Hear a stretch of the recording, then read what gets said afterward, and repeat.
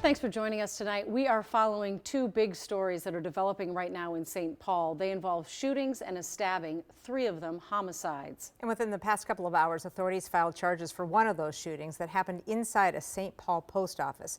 We do have a team report with Morgan Wolf and Chris Rapsky. We start with Chris on the live desk. Chris? Julie Rena, a U.S. Postal Service employee, is in custody accused of trying to kill his supervisor on Sunday. Investigators said the victim is miraculously stable at a hospital right now. 28-year-old Tawabe Getachew is charged with second-degree attempted murder with intent. In the criminal complaint filed today, prosecutors allege Getachew fired 12 rounds from a Glock pistol, hitting the victim at least 5 times, mostly in the back. Now, investigators say about 3:30 Sunday afternoon, a Postal Service employee returned to the building near 35E and Highway 5 in St. Paul to find his supervisor shot multiple times. When asked who shot him, that victim told the dispatcher, quote, Tawabe.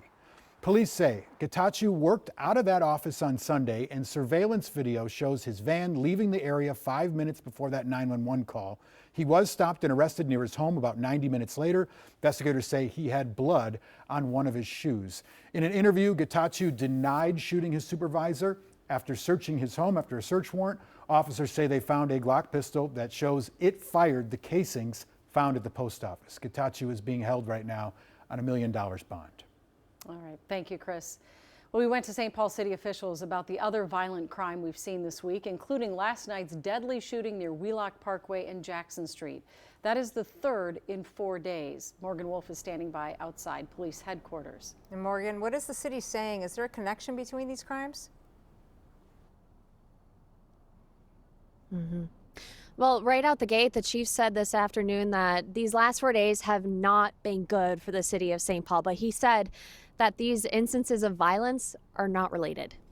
On a sunny afternoon in St. Paul, recent violence is casting a shadow over the city. 3 people have been killed, and we're very lucky one person is in the hospital. Police Chief Axel Henry says there have been charges in 2 out of the 4 shootings and stabbing cases since Friday. He also addressed how more frequently they're handling violent cases involving mental health crises. I think all of us need to do more. I think the state, the county, the city all needs to do more. They're trying.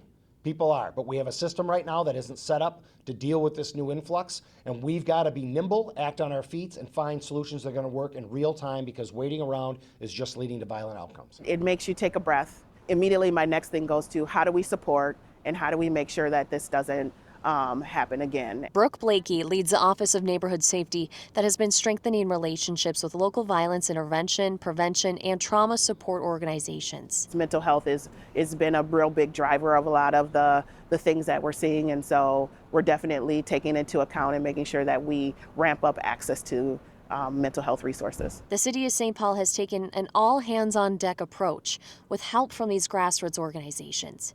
Statistically, crime is lower compared to this time last year. There have been 22 homicides this year to date. Last year at this time we were at 27.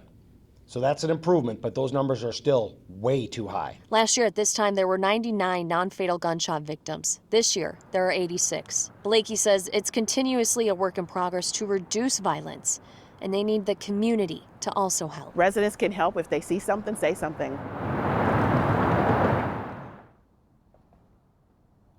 The chief says that 80% of their homicides have been solved, and as far as those ones that are still open cases, they are welcoming tips and reminding the public that you can also make a tip anonymously. If you need help with violence intervention or mental health, you can reach out to the Community Neighborhood Safety Commission through the city. I'm Morgan Wolf. Back to you.